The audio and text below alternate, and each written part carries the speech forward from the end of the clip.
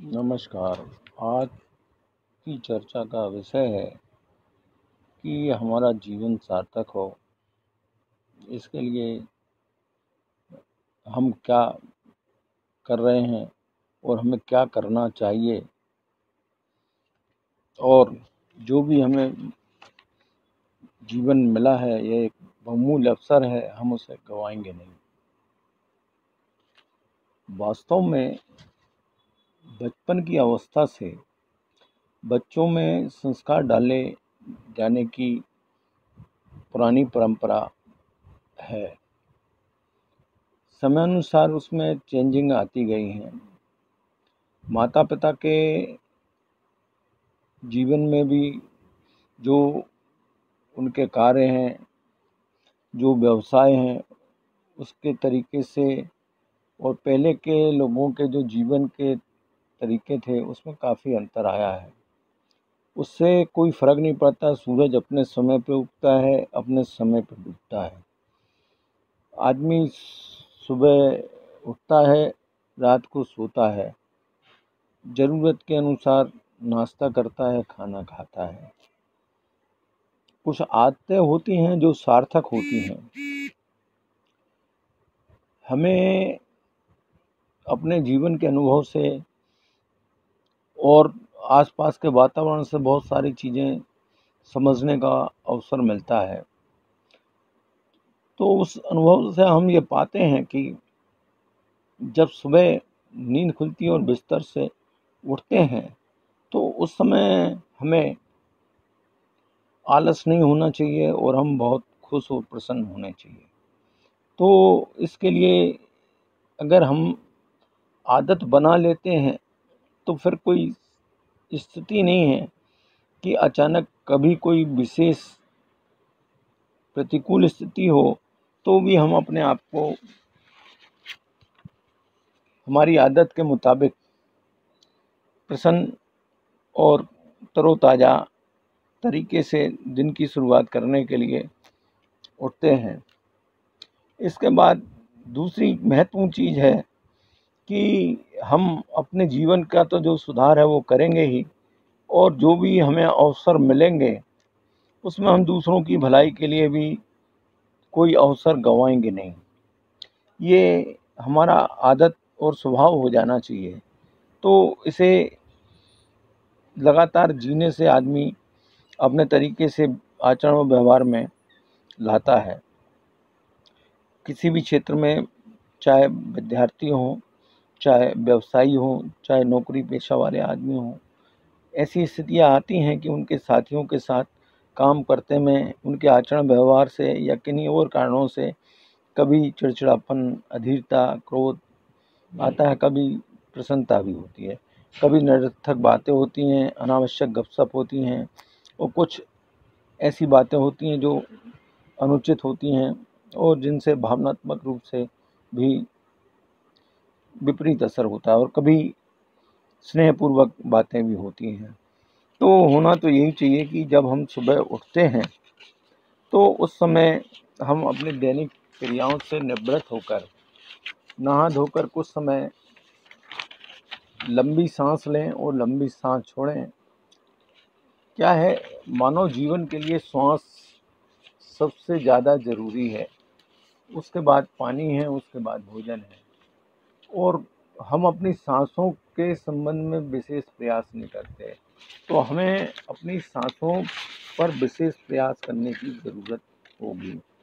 हम ये देखते हैं कि हम लंबी सांस लें, लंबी सांस छोड़ें, ज़रूरत के अनुसार सीख कर कुछ क्षण अनुलोम विलोम करें, प्राणायाम करें, थोड़ी एक्सरसाइज करें, उसके बाद नाश्ता करें।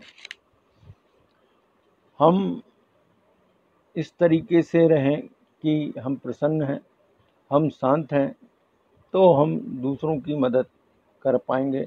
हमारे सामने जो काम होंगे हम उनको जागृत सचेतनता से करेंगे। इसके लिए हमें शुरू में तो बहुत प्रयास करने पड़ेंगे। हमें लगातार अपने काम के दौरान जिस भी तरीके से हम किन्हीं दूसरे लोगों से व्यवहार कर रहे हैं या हम अकेले बैठे हैं, तो हमें अपने काम, व्यवहार और विचार से देखना पड़ता है कि हम किस तरीके से अपने कार्यों को कर रहे हैं और हमारे कैसे मनोभाव हैं। तो उनमें क्रोध, अहंकार, अशांति, विद्वेष के भाव नहीं होने चाहिए। यदि कोई स्वार्थी या अपरोपकारी भाव आता है तो हमें उसे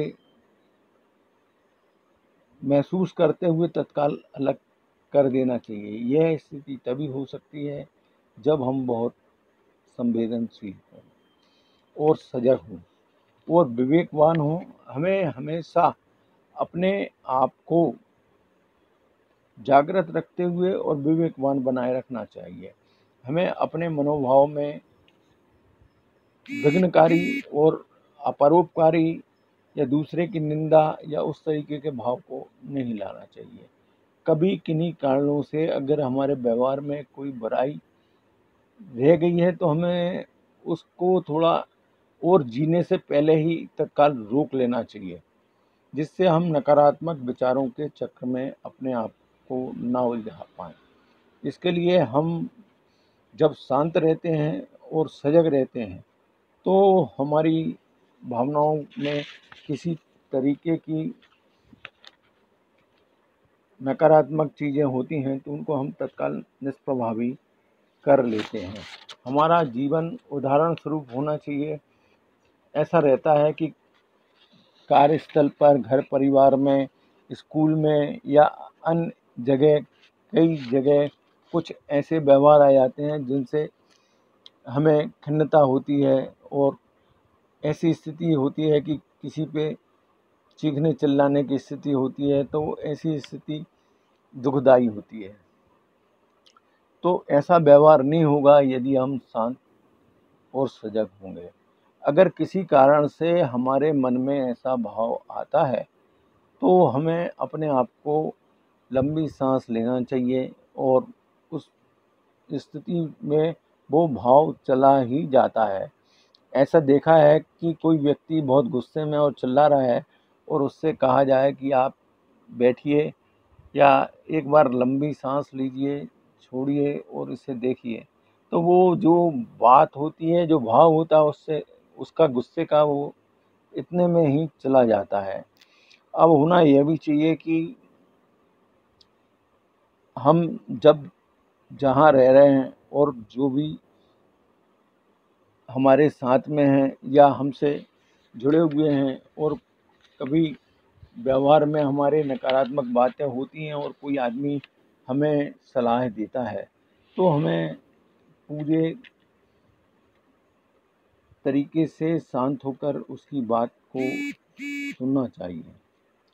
वो ज़रूरी नहीं है आलोचना हो, वो हमारे व्यवहार में जो महत्वपूर्ण चीज़ सुधार की चाहता है वो बता रहा होता है और हमें उसको समझना चाहिए। यदि वह किसी विशेष विषय के कारण है और अनुचित है तो हम उसको ध्यान नहीं दें, और यदि महत्वपूर्ण है और हमारे व्यवहार में कोई आक्रामकता है या कोई अनियंत्रित व्यवहार है या अनावश्यक गुस्सा है तो हमें उस आलोचना को सुनकर ईमानदारी से उस अपने व्यवहार में सुधार करने के लिए प्रयास करना चाहिए और अपने उस गलत व्यवहार के लिए क्षमा भी मांगने में बिल्कुल नहीं हिचकिचाना चाहिए। अब इसके बाद बात आती है कि दिन भर में हमारी जो दिनचर्या रहती है उसमें हमारे खान पान का भी विशेष महत्वपूर्ण स्थान होता है। तो हमें दिन भर में खान पान में समय काल परिस्थिति के अनुसार और अलग अलग व्यक्ति के जीवन और ज़रूरत के अनुसार जो श्रेष्ठ भोजन जो उपलब्ध हो सकता है उसे अच्छे मन से चबाकर भोजन करना चाहिए। भोजन को चबाकर खाना बहुत ज़रूरी है क्योंकि चबाने से जो लार होती है उससे भोजन के पाचन में सुविधा होती है। और